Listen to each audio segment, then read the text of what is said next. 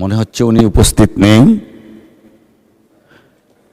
মাননীয় সংসদ সদস্য জনাব মোহাম্মদ জাহানদার আলী মিয়া, মাদারীপুর 2।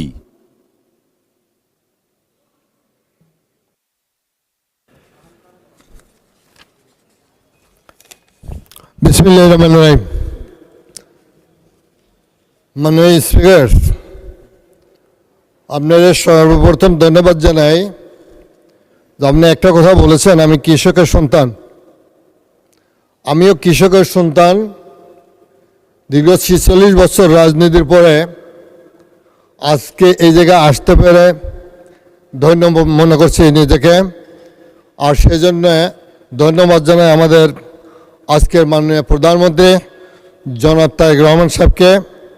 আজকে আমি শ্রদ্ধার সাথে স্মরণ করছি শহীদ জিয়াউর রহমানকে, শ্রদ্ধার সাথে স্মরণ করছি আমাদের দেশের নেত্রী, আপসের নেত্রী বেগম খালেদা জিয়াকে।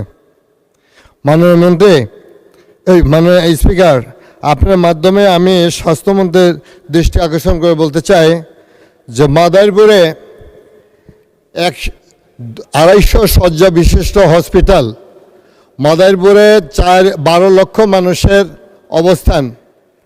আমার হসপিটালে সব কিছু আছে, যোগ্য ব্যক্তি না থাকার কারণে আমাদের সব জিনিসগুলো অচল হয়ে যাচ্ছে।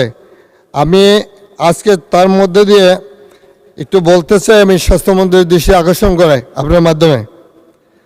আজকে 250 শয্যা বিশিষ্ট হসপিটাল, অথচ কার্যক্রম চলছে মাত্র 100 শয্যা বিশিষ্ট হসপিটালের, এবং সকল কিছু ওষুধ এবং ডক্টর সহ সকল কিছুই 100 শয্যা বিশিষ্ট।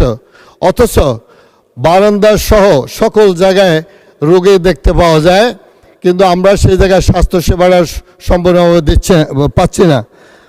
মাননীয় স্পিকার, আপনার মাধ্যমে স্বাস্থ্যমন্ত্রীকে অবগত করতে চাই যে আমার 100 শয্যা বিশিষ্ট সকল ডাক্তার আছে,